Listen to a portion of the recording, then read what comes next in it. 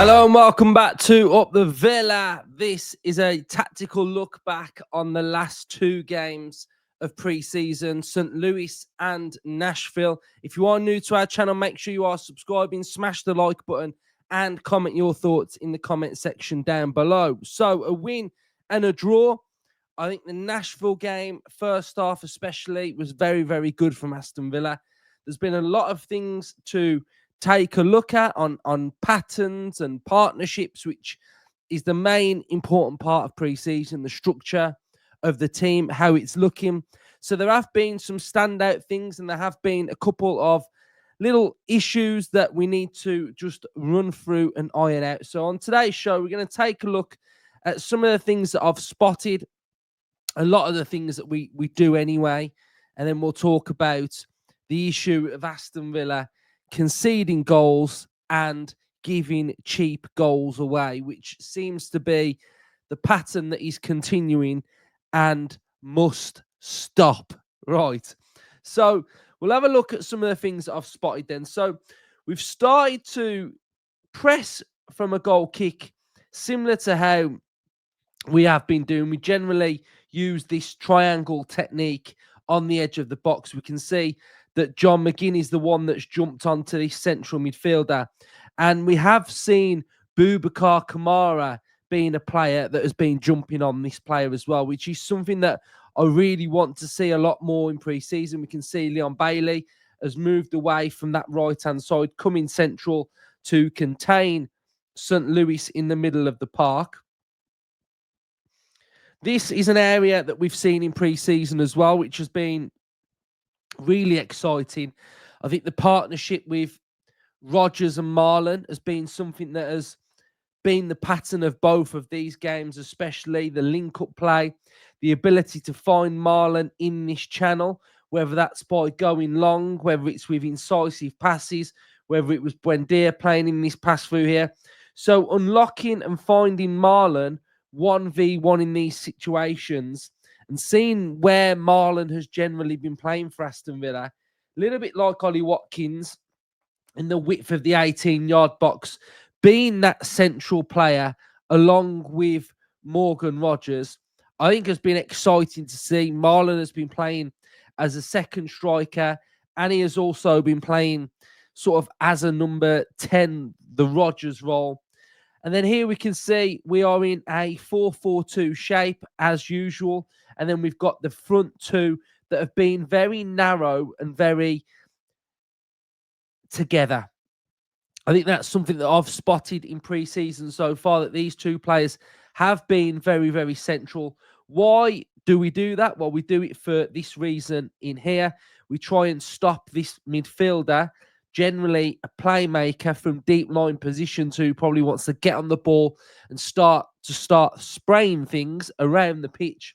So you shut out him with two players, and then what does it do? It forces them to play out from the back. It forces them to move here. And then with these two players, and it's really important because what you'll see sometimes is you won't see Marlon run straight to this player. What you'll see is you'll see him sort of curve his run into this area, which then forces the player to either go this way or then sometimes go this way. If we move the player so he actually goes this way, you can see that we've already got a player that's ready to jump on that player there. We're condensing this side of the pitch, making it very difficult for them to play out of. So when we're in this structure here, it's not really a resting structure from Aston Villa.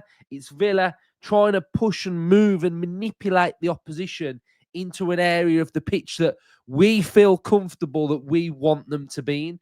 So obviously, if he pings this ball into here, for example, which he probably can't do because the midfield shut out, then they've turned us over basically, and we've got problems. So it's all about Aston Villa manipulating and moving this ball structurally. So when Villa are out of possession, moving the opposition around the pitch. And I think it's really important sometimes because you think when you've got the ball, that's when you're at your most dangerous.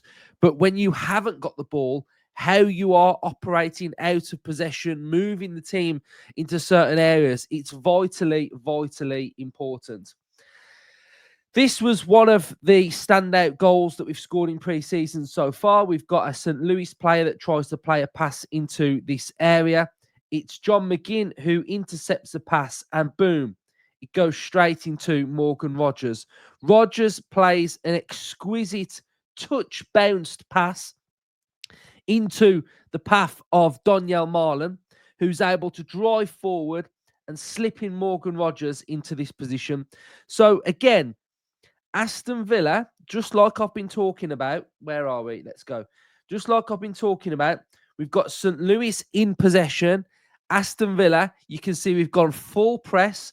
We are pressing with this player's jumping, and you can see how he's got the endeavour to get in that area, Donyell Marlon. Again, we've got Bailey who's pressing, John McGinn, and we've got Rogers as well. So all these players have pushed the team into an area where they're having to make a bad decision. They make that bad decision. A couple of touches later, it's in the back of the net for Aston Villa. Again, this was a really well-worked goal against Nashville. Bogard stepping up. He plays a real nice, incisive pass into this area. So that's something that I've been really impressed with Bogard especially. And I think the combination of Marlon Rogers has been good. Kamara's played well. Onana's played good. We've had good patterns, especially against Nashville. In the first half, we had really good rotations, running beyond the strikers, trying to get on the end of things. And I think sometimes, Buendia, if he's played well, praise him. He's played well. He's played well against Nashville. Bailey, he's played well against Nashville. He's defended well. He's tracked back. He's looked a threat going forward.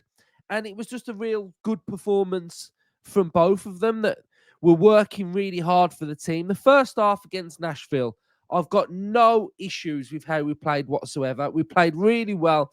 We created ample amounts of opportunities. We looked a threat. We looked strong all over the pitch. And then when we started to ring the changes and make changes, the game plateaued out a little bit. But the big issue that I've had so far within pre-season is that a lot of the goals that we conceded are from our own problems. Tyrone Mings against Frankfurt, passing out from the back, bad pass.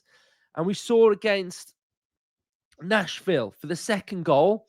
And yes, we play out from the back, and we have to play out from the back. We are very good at playing out from the back.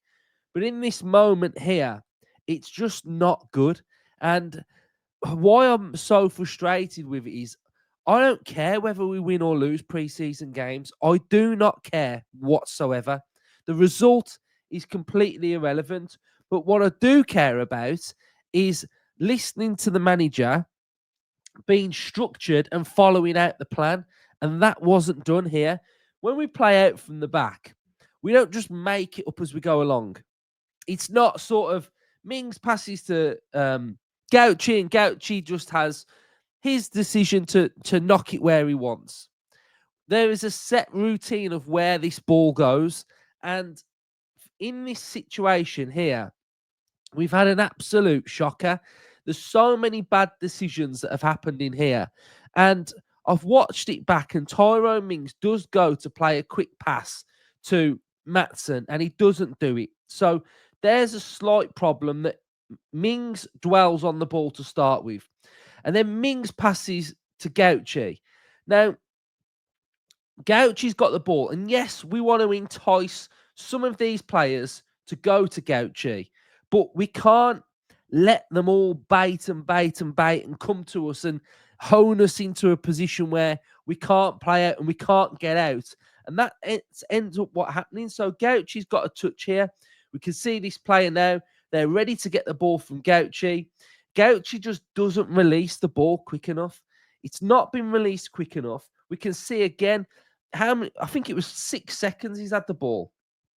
So if you see the clock, 83:40 is when Gauchi gets the ball. 6 seconds later, Gauchi's still got the ball at his feet. This has got to be moving now, because look at the press now that Nashville are putting on us. And then what we end up doing is Gauchi plays an absolute ridiculous pass into John McGinn. Now, John McGinn is flat-footed here. John McGinn is not expecting this ball. Not expecting this ball. John McGinn should not be receiving the ball inside the 18-yard box like this. He's not set for it. He's not ready for it. If he was ready for it, it could be a quick pop-off. Just one-time pass that goes out here to Konsa. But he's not expecting it. He then takes a touch here. And yes, he's always very strong. So fair play to him. He gets this under control and he plays the pass into Konsa. But again, look at Gauch's position now. He's panicking. He's worrying. He's thinking, I've got to get back in my goal. And then we play the pass to Konsa. Konsa takes contact, is looking for a foul, and we end up conceding from this. So, yes, we've seen Konsa over the years. He's so good at winning this foul, but he doesn't win the foul. And it's just a combination of a mess. So everybody's decision is just completely, their minds are a bit frazzled because it's one thing after another that's then distorting your thought process. So Konsa's probably expecting this just to play out as normal. And then in the end, he's there under pressure on the right-hand side looking for a foul. And it's just not good. And we can blame Konsa, but he shouldn't be in that position anyway. It all comes from the goal kick. And why I'm highlighting this especially is because, okay, Gauchi's not going to be Villa's first choice goalkeeper. He's not Villa's second choice goalkeeper. He's Villa's third choice goalkeeper. But you've still got to stick to the principles and listen and follow the game plan and look composed, because most Villa fans now, me included, don't trust Gauchi on the ball. He hardly makes any saves. And our thought processes around Gauchi are coming from a goal kick, playing out from the back. Nothing major. Just a simple goal kick that we've not been able to make the correct decisions playing out from the back. So I don't really think I'm being that negative, but I'm just highlighting an area where we've got to switch on more and we've got to be more clever, because I'm seeing reactions regarding pre-season, which is fine. But I think at least I'm actually highlighting an area where you can clearly see an issue, because first half, we were absolutely brilliant. And second half, we've just fell apart a little bit. And yes, there's young players come on the pitch especially, but that pattern of playing out from the back wasn't great there. So we've got 3 pre-season games to go against better opposition now. Roma, Evan Ferguson's banging form, and against Marseille and Villarreal, better opposition. And we are looking all right in pre-season, I think, apart from the mistakes that we conceded. I mean, you look at the 2 centre halves towards the end of that game, Mings and Konsa. The best partnership in that game was Bogard and Pau. So I think we've just got to make sure that we are making the correct decisions on the pitch. I think the midfielders are looking sharp. I think Ramsey's looking sharp. Needs to just work on his decision-making with his striking. Marlon Rogers are looking good. Watkins is looking absolutely incredible. Like Ollie Watkins is looking so sharp. It's unbelievable. Probably the sharpest I've ever seen him in pre-season. Bailey's looking okay at the minute. Fullbacks, Maatson went off, so that's a bit of an issue. But Digne putting that worldy pass. There is probably one area that I'm still a little bit... I don't think I've fully grasped what we're going to do up top. And I'll kind of show you what I mean. So if we just get the right players on. So if we get some attackers on and we can see exactly what I'm talking about. So let's get Rogers on as well. Where's Rogers? Here we go. Right. So, all right. So we've got more than 11 players on the pitch, but I'm just trying to show you where I'm kind of at the minute. So This is just like a base template that I was looking at yesterday. So don't think of players in every position as being right or wrong. But in pre-season so far, it's been Marlon Rogers, the combination when those play together. And Watkins, when Watkins has played, it's been Buendia as well. So it's interesting to see what we're actually going to do with this three here. So we've got 12 players on the pitch, but we're just looking at what's going on. So as things stand, what I'm looking at, that looks like something that we've seen so far.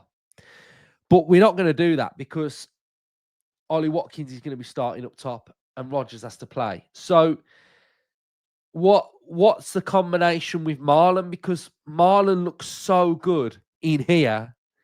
Does this mean that Rogers is going to have to go onto the left-hand side to accommodate Daniel Marlon? Because we're yet to really see Marlon out there. So I think we're going to start to see in the next couple of games the actual pattern of what we're going to do with these three players, because these three players have got to play, and we look very good when these three players are very central, which then negates this player out here. So I think it's going to be interesting now in the next three to have a look at the combination, because Emery has been talking about that it's not about the 11, it's about all of them getting minutes. So I'm now intrigued to see where this sits and who plays where. So midfield, I liked Kamara Onana yesterday. I thought that was very strong, very powerful. You'll have different combinations in there. And yeah, it's just going to be interesting to see what we actually do moving forward with the attack. So iron out mistakes is a big thing for me. Listen to the structure and the plan playing out from the back. But all in all, yesterday's game was very enjoyable and we played quite well. So, yeah, those are my thoughts. Let me know your thoughts. I tell you what, guys, subscribers are going through the roof at the minute. So you're all enjoying the content. Thank you, everybody. Smash the likes, comment your thoughts. Up the Villa.